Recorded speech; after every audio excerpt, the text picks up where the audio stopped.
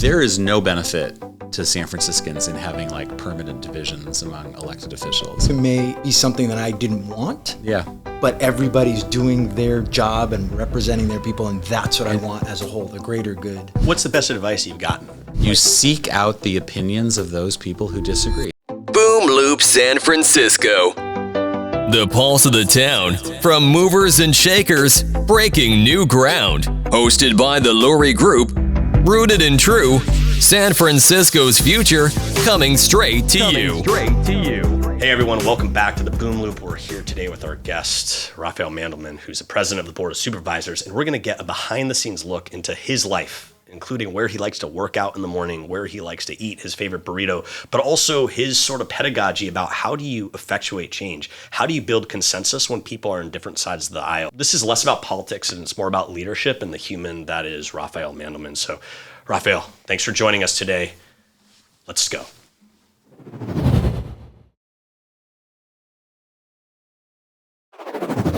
Rafael, today isn't about politics. We can read that in the headlines. This is about sort of ripping back the curtain and understanding who you are. Who is Rafael? Who is Rafael? And are you ready? Yeah, and it's about having fun, but it's about sort of illuminating for our viewers what goes into the day-to-day magic that is City Hall, or specifically your role as the head, as the head of the board at this point.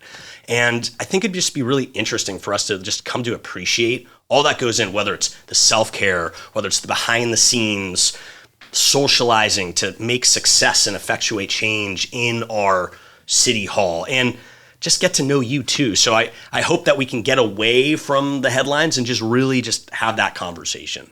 How's that sound? It sounds great. I love your optimism. I love hearing City Hall described as magic. Yeah. Magic things are happening there, because I'm not sure everyone thinks magic is happening at City Hall. Well, that's what we want to change, that perception. That's why we're here. Right. Thank so you. Let's contextualize this a little bit for our viewers. So tell us a little bit about like what brought you here, right? You came here from Southern California at age 11. Just like anchor the Rafael Mandelman. How did you get here? Why San Francisco? Yeah. So I was born in Laguna Beach in Southern California. I am a California kid. And was growing up there with my mom, who was kind of declining, had mental health issues, and ultimately was not able to continue raising me. So when I was 11, I had a grandmother up here. I moved up. She wanted me to go to Brandeis Hillel Day School at the time, which is now the Brandeis School. Then I went to Lick. It was good for me that I was at those small schools, because my grandmother was also not able to raise me, and I ended up getting taken in by families at those two schools and basically getting through in sort of informal foster care kind of situations. I lived with an English teacher at Lick for 3 years in high school and remained in their lives they came to all my graduations. And how was that coming to San Francisco at age 11? I mean, I was doing it on my own and not super excited about the situation, and leaving my Southern California Laguna Beach life behind, and not really sure for how long. Where were you living? Where did you land in San Francisco? My grandmother had a house in the Sunset District, so 20th and Noriega. Okay. She'd come here from Europe after the war, and there was like a little set of Holocaust survivors in that neighborhood who were her friends, and so it was definitely like an era. I feel super fortunate. Yeah. I don't know if we ever talked about this, but my mom's parents came from Nazi Germany, vis-a-vis a lot of misadventure, but landed in San Francisco, which took them in, and we feel so fortunate, and sort of this like indebtedness to a city that really gave us refuge. My family, and I feel that very much. I mean, particularly about just how fortunate was I that I had these people willing to step in and help out. And then what brought you back to San Francisco? So I went away to college, went to Yale for undergrad, went to Berkeley for law school, and got a master's degree from the Kennedy School. Grandma was still in San Francisco. I wanted to be around for her, as she got older. So it was important for me to be here. But also, I mean, when you're from San Francisco, I think it's hard to find another better place to live. I mean, there are. I'd say even when you're not from San Francisco. This guy's not I'm from Boston. Yeah. And I couldn't find a better place. Yeah. And I got, relatively early on in my career involved in the politics here and got deeper and deeper into it. And, I feel very committed to this city and grateful to this city. So cool. I'm a San Franciscan. What was that entry into politics? Where was that spark? I always knew I was interested in it. Even as a freshman at Lick Wilmerding High School, after that first year, I sent out a bunch of letters to different political offices to see where I could get an internship, and I got one working for a supervisor named Doris Ward, who would become, I think, the first black woman to be president of our Board of Supervisors. So I got to spend the summer in City Hall. Cool. And didn't rub you the wrong way. No, I came back for more. So this is a perfect segue. So Doris Ward, who's somebody you worked with and admired, you've now many years and generations later succeeded her as the president of the Board of Supervisors. Like, is that like a full circle moment for you? Like, how does that feel? It's pretty cool. I mean, I think 14-year-old me would have thought that was very cool. The president, I mean, another sort of irony of that was the president of the Board of Supervisors at the time when I was interning was a guy named Harry Britt, who was Harvey Milk's successor on the board, and so representing the Castro, and the first gay president of the Board of Supervisors, the second gay man on the Board of Supervisors. Now, at the time, 14, 15, however old I was, year-old Rafael Mandelman was not completely comfortable with the idea that I might be gay, and actually had some anxiety, I remember, about that office, the people in that office, like what was going to happen to me if I spent too much time near that office. But I think about that also, just, so that really is a full circle thing that I now represent basically Harvey Milk's district. I am the third gay board president. That is pretty cool. I don't know that young Rafael would have been as excited about that aspect of it, but middle-aged Rafael is pretty. I think it's cool. Right, and it's incredible some of the things you've done above and beyond those people you've succeeded. So we got to ask, like, is this what you thought it would be like? You've now which part? Yeah, right. 14-year-old Rafael that he expected. The world is so amazingly different. I mean, that summer, I helped with constituent response, and it was on a typewriter on little cards that you would send back to people who were communicating with the Board of Supervisors in letters. Like, it's very rare today that I get a letter. Judge Quentin Kopp sends me letters, but like not a lot of people send letters. And certainly when we're responding, it's email and phone, and it's just such a different world. And changing every day. And changing constantly. I would love to go ahead and talk about a day in the life of being the president of the Board of Supervisors. Yeah. So you transition from being a supervisor to being the president. Yeah. What materially changed in the day-to-day? So, and some things don't change at all. You don't get any more staff, and you still have to do all the same stuff you had to do in terms of representing your district. The big change in the job is you are responsible for kind of steering the board overall. And particularly this year for me, I mean, we have a new mayor, we have 5 new supervisors. I'm the old timer on the board. I've been there the longest. And so I do think I sort of have a role in, sort of trying to help people be their best selves, trying to ensure that, that this mayor is successful. I mean, he's done a great job so far, but I do think, having some folks with experience helping out also helps. I mean, my life, I try to stay fit and healthy. So I've seen you at Barry's. Oh yeah. But you're like, what's crazy about you, Rafael, is like you're there at like the 6 a.m. class. Yeah. If I don't do it early, it won't happen. That's like I'm like waking up on a good day at like 6. Yeah. You're probably up with your kids at like 4. Yeah. Right. I'm up early. You're up early, but I'm but like no Barry's for me. But I'm lifting. But children. I'm getting there at 7, and I'm seeing you, coming out. I'm just like, man. Yeah. Like so. So how does that? So I know we're gonna get back to fitness, but like, what does materially change from being supervisor to the head of the board? Now, I part of it you answered, right, which is, you're sort of mentoring, you're helping and I'm curious about that because some people don't share the same views you have politically. Sure. Well, and would you, sorry to cut you off, yeah. is that mentoring? Because it sounds like that is chosen by you, part of it. Is that something that's expected as a president? Because it's expected by me about how I'm going to do it. Like, I want to have, and I appreciate this about your brother, about the mayor as well. Like, there is no benefit to San Franciscans in having like permanent divisions among elected officials. We have a very complicated, I know you don't want to get too deep into the politics, but we have a super complicated governmental structure. Our charter is super complicated. And if people are at odds with each other and, bickering and throwing banana peels in each other's way, which frankly was a lot of what I saw, that's not good. And it makes it really hard to get stuff done. It's not good for San Franciscans. So to the extent that people can be supportive of each other, recognizing there are going to be disagreements, finding the way to have those disagreements in a way that doesn't make it impossible to work on other stuff later, that's good.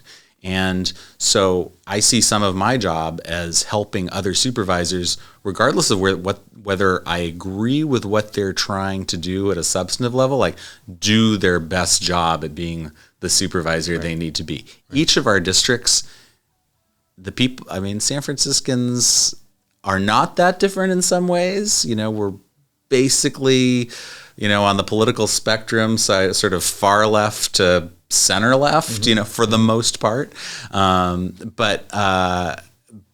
But still within that, people are doing different things and their constituents want them doing different things. And so each supervisor tends to reflect the character and values of their district. So I'm not going to agree with them on everything, but I might be able to help them figure out like the less obnoxious way to do something, the most effective way to do something, how to cast their vote in a way that or show the position they need to show for their constituents most effectively and least disruptively. A lot of what you're talking about is like leadership. Like, do you have a coach who helps you do things in a thoughtful way and be able to manifest this? Because this is you have a very important role, and executed right can mean a huge difference in a cohesive, successful city hall government, or at least supervisors working coherently together. And done wrong, well, I don't have a coach. I try to talk to as many smart people who know more about the job or about the city than I do, and try to get as much guidance, from those folks. But, we all see the world a little bit differently. Other former presidents, the Board of Supervisors, have done the job differently. I value them. I value their input as well. So I'll reach out to past. So when you succeeded the previous head of the board, Aaron, right? Yeah. Did you have a sit down? Was there like a transition meeting? Is that like, what is typical? Like, what does that transition look like? Is there like a specific type of meeting you have? Is there a certain document you receive? Well, is he on speed dial where you call him still and say, Aaron, man, I'm having a really hard time with this. Any advice? Well, anyone trying to do politics in San Francisco does well to check in at least occasionally with Aaron Peskin, because he's one of the smarter people around. He has strong opinions, and you want to know at the very least, you want to know what he's doing. Now, for me, the period between the November election and then when I became board president, mostly I was preoccupied with figuring out how was that actually going to happen, or what did I need to do to make that happen. So there actually wasn't like the transition was, I put it together. I am the board president, and so that was sort of the focus. Now I'll go over to North Beach and have coffee with Aaron at Trieste, or call him occasionally to see what he's thinking or get his advice on things. What's the best advice you've gotten from him, or from somebody who held that role before you? Kind of working with some of the lefties on the board.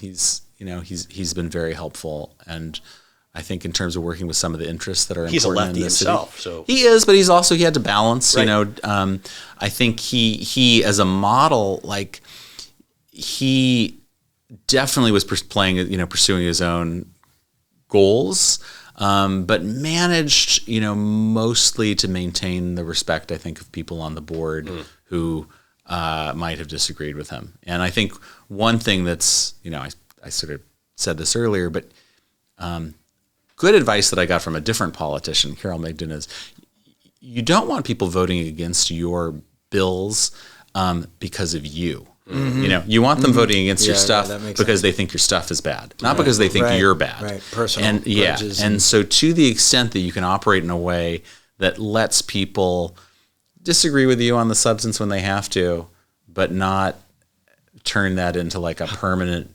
vendetta. How much of that do you see? I see both, and I saw a lot of that, in the previous administration with the previous board. Yeah, I can imagine. It's just.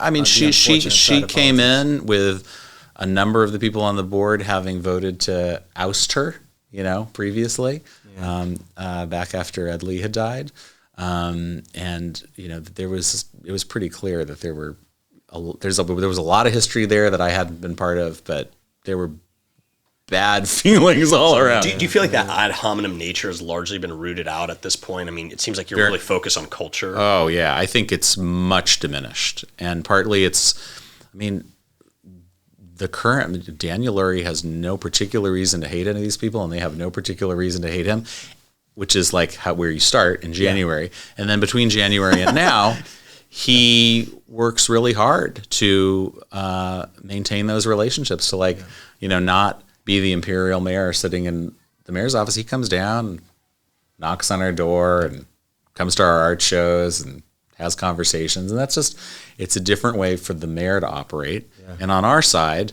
I'm trying, really hard to have kind of balanced committees where different perspectives are represented, to recognize that we do have, honestly, on some of the issues that divide San Franciscans, a pretty closely divided board. Like, it's not an overwhelming, progressive or moderate majority. It's a shifting majority, and it's people with complicated views, and they represent complicated constituencies. Yeah. What art shows are you talking about? There's art shows in City Hall.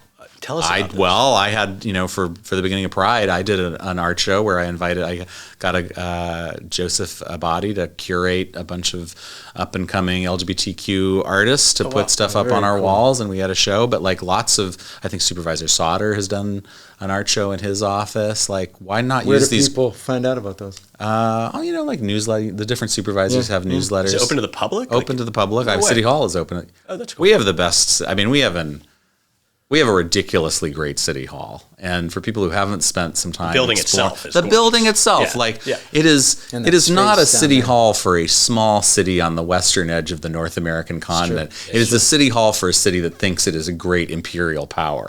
That whole space, it is astounding. Space. And clearly, in 1916, San Franciscans had a very elevated notion of their importance in the world, as they should, and it is reflected in just a gorgeous building. That one of the great treats, in terms of a day in the life, most people do not get to walk into a workplace that is that spectacular and amazing and has that much history. So you talked about mayor's office and supervisors, but there's also the supervisors and supervisors. Yeah, so what does it look like behind the scenes with the supervisors? Because you talked about building a culture of respect, of maybe you don't agree on everything, but there's civility. Yeah. How do you foster that? How do you cultivate that?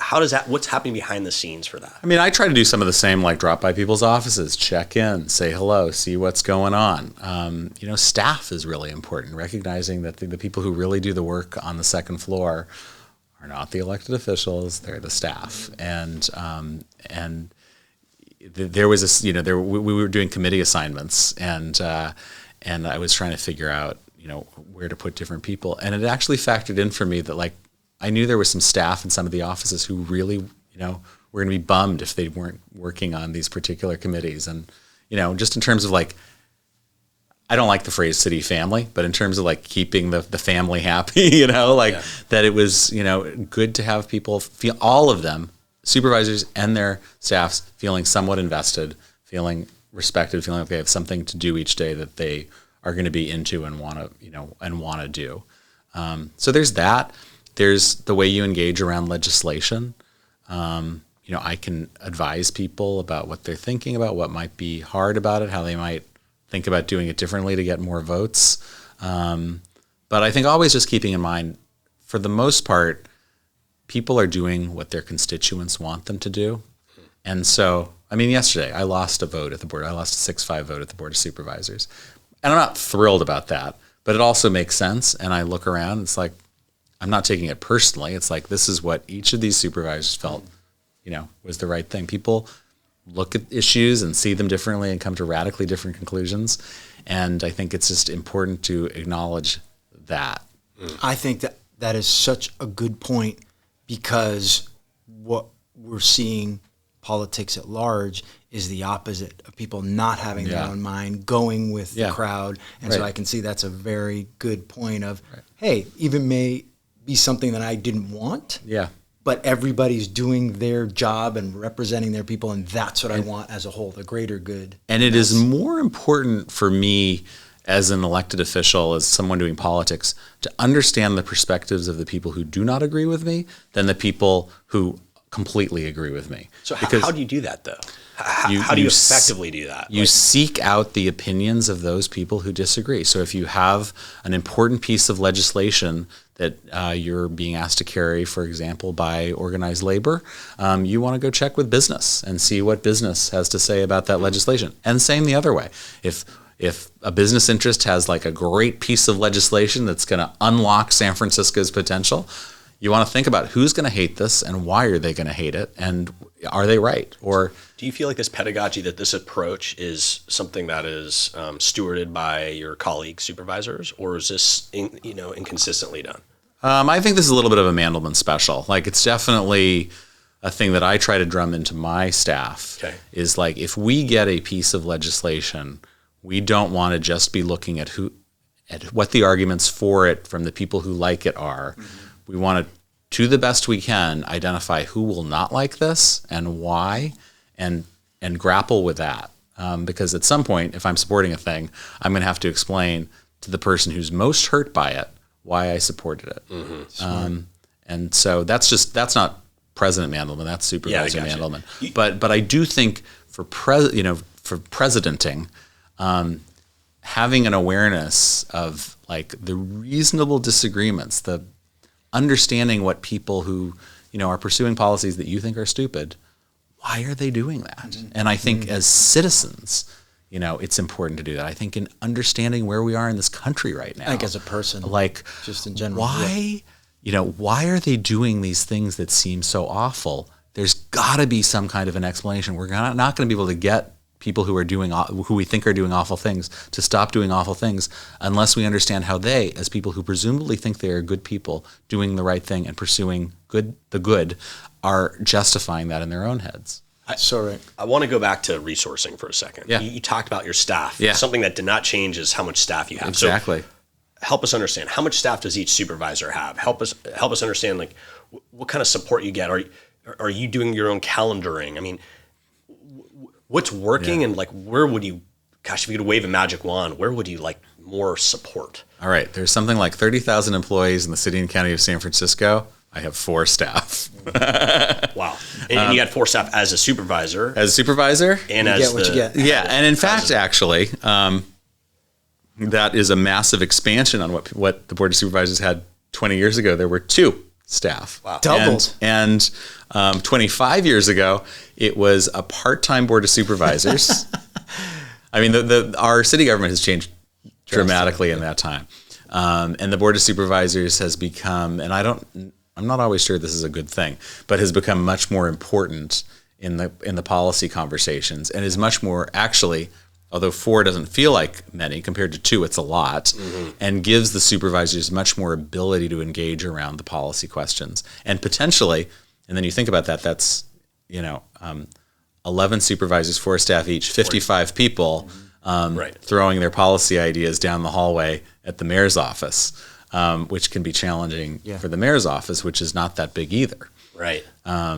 So anyway, in terms of, but what we have to do with those 4 staff, and then any volunteers or interns we can get in the door, is the constituent response. People are having whatever their problem is, and it could be they want San Francisco to have a new flag, or it could be the businesses that they love are on a particular block are getting broken into every night.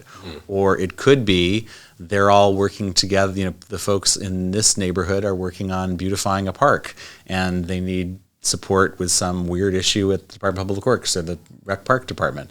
So there's like incredible variety in the kinds of things that come at us from constituents, and we want to be. Can you share the best one off the top of your head? I mean, the best ones are those ones where people want help to do something cool. Yeah. Yesterday, we were out at a press conference for a new program called Love Our Neighborhoods, which is supposed to make it easier for people to get permits to do things in the public right of way. Great. So there's a staircase on Burnside in Glen Park where a woman named Renee Berger, during the pandemic, you know, she's out walking like a lot of people were, and she saw this like blank wall and this not that impressive stairway going from Bosworth down to Burnside. And she thought this could be a lot better. And she went out and raised, you know, tens, I think maybe more than $100,000, and got her neighbors engaged. And if you go out there now, there is an amazing mural that tells the story of Glen Park, which actually has rich history, which would be, you know, including like a munitions factory out there at one point, and a zoo, and the whole fight over the freeways going through there, and it's all told. This great, beautiful mural. And then she decided that she was going to tile up the stairs in the way that there are those tiled staircases in a few neighborhoods. All of them done in exactly this way. Neighbors deciding, we have a public asset out here. It could be so much better. Government's not going to do it. Let's see if we can. That's great. And so those kinds of projects, when we're asked to like help them interface with public works or deal with some challenge around that, that's the best stuff. And are those easy to push through? No. Of course not. I want to go back to a day in the life. You started telling us about fitness and berries, but walk us through a prototypical day, right? Okay. Like to the extent there is. Probably every day is a little different. And by the way, when do you rest, man? Like, are you getting sleep? Like, tell us about the self-care regimen, because that's important, right? Yeah. You got 4 staff. It's not like you're surrounded by tons of people to keep you just focused on being healthy too. So, well, I have the self-care agenda in my head that I'm supposed to do, right, and I sometimes achieve it, but it's not consistent. But I do try to get up around 5 o'clock in the morning, and I'm pretty bad, but I do sometimes manage to do the things that I, as a 51-year-old man, should be doing. I try to stretch, I try to do a little meditation, try to set some intentions for the day, and then usually I'm trying to be working out by 6-ish. And sometimes that's at Barry's, sometimes Barry's with friends, sometimes I go out for a run, sometimes I'll just go to the plain old gym, but something in that kind of neighborhood. And then usually by, sometime between 8 and 9, I'm usually into City Hall or at some meeting or doing something. Are you eating breakfast or you skip, you go to There's lunch? usually a coffee in there, like a mocha. But you're not having eggs or anything. I'm not eating a good breakfast, So you're in City Hall at 8 to 9-ish. Now I'm being judged. Anyway, yeah. Honest, eat your eggs. Intermittent fast. I might eat at 11 or 12. Yeah. I don't usually have much of a breakfast. Okay. Coffee fast. Coffee, but it's usually, but it's not like healthy. It's like a mocha with whipped cream or something. But you just worked out. Yeah, so it's okay. Yeah. Okay. And then there's no day that is the same. So the things that usually I'm in City Hall for some chunk of the day, and I'm having meetings with all kinds of different folks, whether in city government who are telling me about something, or I'm talking to colleagues about things they're doing, or I'm working with my staff on something, or I'm out in the community going to, yesterday was a press conference about this new program out in Glen Park, or I'm meeting with someone out of the building about something. There's incredible variety in what I'm doing. I'm maybe a neighborhood walk, talking to merchants or whatever. And that's sort of, and the weekdays. And then in the evenings, there's usually, sometimes, there could be a banquet in Chinatown. There could be a community meeting. There could be all of the, there could be a gala. There's like a million different things, and there's often more than one. How do you decide what you're doing versus what you're not doing? You fill up the calendar as much as, you reasonably can handle. And then, you try to carve out some space for things. I mean, this is rare. I mean, I really do actually have to leave town to carve out significant space for myself. But I have friends who I want to see and grab dinner with, or, that kind of thing. So like the mayor, right, Daniel, can't just leave town. I mean, at least can't leave the state without having somebody in as an interim or, stand-in mayor. Yeah. Right? But it doesn't work like that as a supervisor. I'm not that important. I can leave anytime I want to. I beg to differ. It's certainly in San Francisco, but wow, so you can leave state without having somebody. Yeah, set, right? No. When the mayor, and I also think that Mayor Lurie subjects himself to a very high standard of wanting to be present in the city. So I don't think he's left the state since he was elected. I don't think he has, or since he was sworn in, and that's a little unusual actually. So he's really he is here, and I think doesn't want to not be present. How do you balance the proactive versus the reactive part of your job, right? Because part of what you're trying to do is set an agenda for the future, and we're about to start talking about San Francisco in the future. Mm-hmm. But part of it is just reacting to the moments that come up. Good, bad, ugly. How do you? Is there like a calculus on how you reserve space for that? I don't have a calculus, but the problem is real. I could spend all of my time and all of my 4-aides time reacting to the emails that we're getting from constituents and the ideas that my colleagues in the mayor are cooking up. Right. And I have things that I want to get done or things that I want to work on or that are particularly important to me. And it is just a constant effort to hold ourselves to timelines, to set goals for when we're getting things on the agenda, to just kind of continue. And we do this, we have weekly staff meetings and we check in on the sort of bigger picture priorities that we're trying to pursue or the longer term legislation. And that's all, there's always a risk for my staff and for me that we kind of don't do the stuff on the way that you need to do over a 6-month or 2-year period to get there at the end, because it's so much easier and seems so much more urgent to deal with the thing that has to get done by tomorrow. But the thing that has to get done by tomorrow may not be actually the kind of change that you're in government for. Right. Let's talk about tomorrow. Let's talk about the future of San Francisco. I mean, what's interesting is the decisions that you and your colleagues make today, really, we don't necessarily see the immediacy. I mean, we hear about it, but we start to see it 2, 4, 6, 8 years later. And I guess it's politics in general. Now, you have another 2 years in your term, and then you are complete with your 8 years of service in this capacity, right? So if you could, what is the future of San Francisco look like? Based on the trend and what you're doing now with your colleagues, how is San Francisco going to look different based on the new laws and the momentum, 4 and 8 years or 10 years from now? And also maybe how does that contrast with what you would hope it would look like versus the course it's set on? Mm-hmm. I'm not a fortune teller and I don't have a crystal ball. I think you can look at trajectory, and trajectory is actually, I think, positive for San Francisco right now. I remember going back to the pre-pandemic, we were booming, but anyone who was looking at San Francisco closely was seeing this real tension between the prosperity and the boom, and the fact that there were these obvious problems around street conditions and encampments and crime and a feeling of and displacement and housing unaffordability, and just it felt like it wasn't going to last, and it didn't last. Now it got brought to a smashing, crashing, crazy halt by a once in a century pandemic. Right.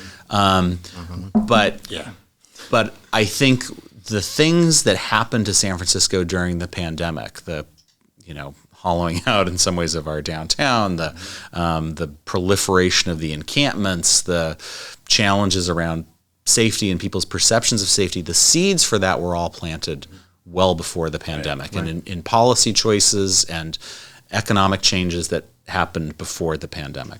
So the pandemic just accelerated, brought everything into high relief, and showed that there was a real problem. Now, that left us in a hard spot, but I do also think that we're seeing policy changes that are responding to that reality and are setting the stage for better. And we are better than we were in those dark, dark days. I remember during the pandemic, tents and encampments up and down Market Street, on Dolores Street in my district. I, of course, am paying more attention to these things in my district, but neighborhoods that hadn't seen much in the way of encampments being overrun by encampments. Yeah. And overdose deaths went completely off the charts, and police felt like they just didn't exist anymore, and it felt like the city was unsafe, and we had businesses leaving like crazy. And that sentiment echoed out. And the sentiment went forth worldwide, across the nation and across the globe that there was a problem in San Francisco, and you don't want to be that. And you heard about it from everybody outside the city. We still have some of those problems. We have not solved everything, and we still need to work on them. But we are definitely in a different place today than we were then. And I do spend a lot of time worrying about public spaces. Our public spaces are much better, healthier, more usable, and safer than they were probably even when I was elected pre-pandemic, but definitely during the pandemic. We're talking about parks, streets, sidewalks, plazas, muni stops. I'm not happy with where we are, but we are in a better place than we were then. And I completely agree. You can see it in the city, and I think it both helps that we have people like you and Daniel in office that have that focus of cleaning those up.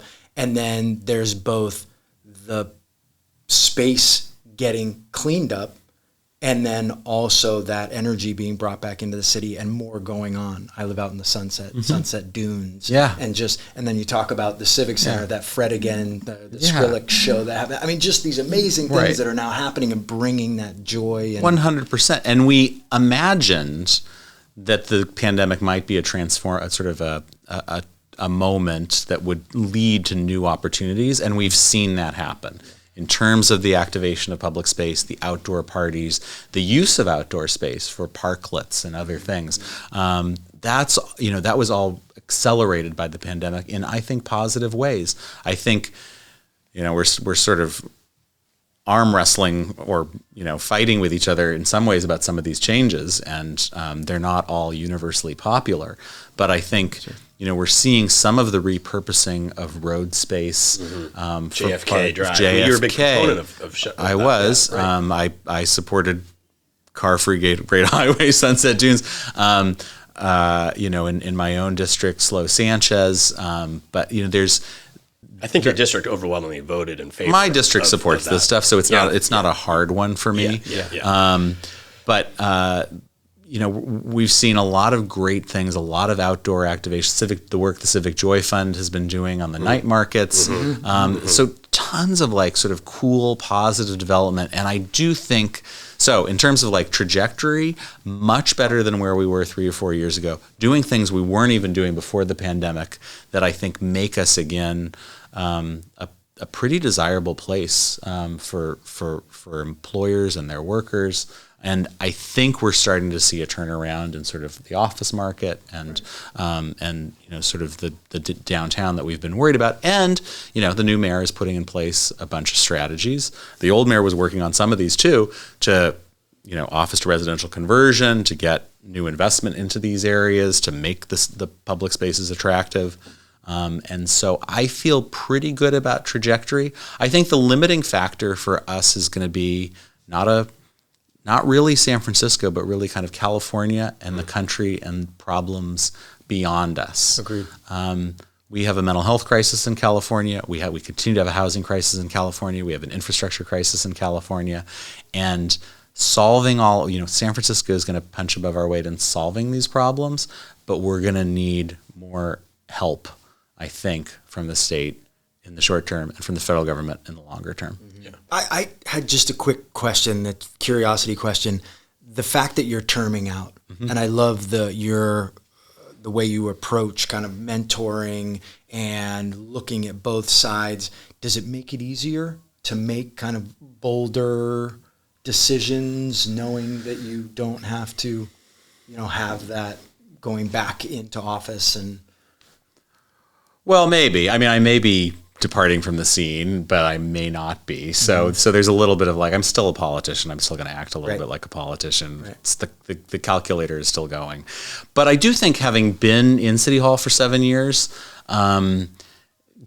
gives me a different perspective and makes me more willing to have to sort of call bullshit when I see it, and to dig in on areas where I'm just not going to go along with things that I think are stupid. I mean, the one we talked some about this in terms of like things that probably should get said, but I do think for the magic of San Francisco, and the thing that I love the most about my job is really getting to support the work that actual San Franciscans are doing around making the city better. Government does a lot, and that's great, but so much of what is amazing about the city is these sort of things that people just get together and do. Some of these, the activities that are the activations at night, the night markets, but even the lights going up in the neighborhoods, like a lot of that is like neighborhood led. A certain neighborhood led, certainly assisted by some very wealthy people willing to open their pocketbooks for it. But like so many of the parks, of the medians, the greening and beautification of our medians, happens because people on the block decide, I'm tired of looking at the cement. Let's do something different out there. Or the involvement in our schools, or people wanting to do things for folks who don't have as much in the city. There's so many opportunities for people to engage and do stuff, and San Franciscans do. And so I think one of the really great things about running for office or serving in office in San Francisco, and I assume this is actually also somewhat true in real estate as well, is that you sort of get a lens on. Mm-hmm.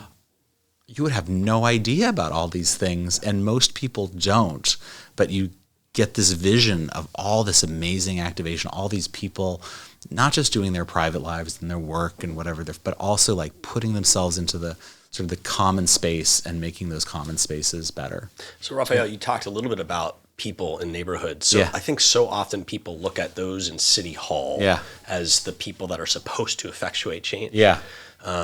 But I see that there's lots of change happening on the street level. Yeah. What is the relationship between the elected politician and the everyday citizen of San Francisco? What does that relationship look like? And what are some ways for people who are inspired to do something but don't know where to start? Like, how can they plug in and actually make a difference on their street, in their neighborhood, in the city? In many of the most successful and engaged neighborhoods, there is a person or a few people who have decided that they're just going to be the busybodies who work on making things better. So whether it's Renee Berger, this woman who decided, we're going to fix this, we're going to make this mural beautiful. And she's now gone on to do another mural down the street. And now she's working, with her neighbors on painting the pedestrian bridge that goes over Bosworth. She's just going to keep going. And then there's a woman who lives on the Bernal Cut named Sophie Constantino. And she gets her neighbors going out there, on the weekend, and gets Public Works to show up, and they make that the side of the hill over the 280 like a beautiful thing, and that it's just people deciding there's something that needs to get done, and maybe reaching out to their supervisor or reaching out to the city in some other way and getting a little help and assistance with it. But it's really them doing that. Mm. Yeah. And so if someone wants to plug in and get involved, a million different ways to do it. Look for your neighborhood association. Ask your supervisor how to do it. If it's not happening, if you really believe it's not happening, then get together with your friends and do it yourself. Yeah. Cool. All right, so here's a lightning round. Favorite burrito in the city? La Taqueria. Okay. Going back to, that's your district too. It's just outside. It's right in the bubble. Yeah, it's Mission Street. That's fair. Yeah. That's okay. All right. How about favorite restaurant? Zuni. Love Zuni. It's a good one. And then how about just, we all know the Golden Gate Bridge and the Transamerica Tower, kind of a undercover San Francisco gem that you love. Do you have one? maybe Glen Canyon. I mean, I don't know that people know it exists, but it is this great open space in the middle of a city. It's unusual. I mean, the Presidio parts of the Presidio are that too, but I'm in the southern part. When you want to get out of Dodge and not be recognized by so many people, where do you go in the city?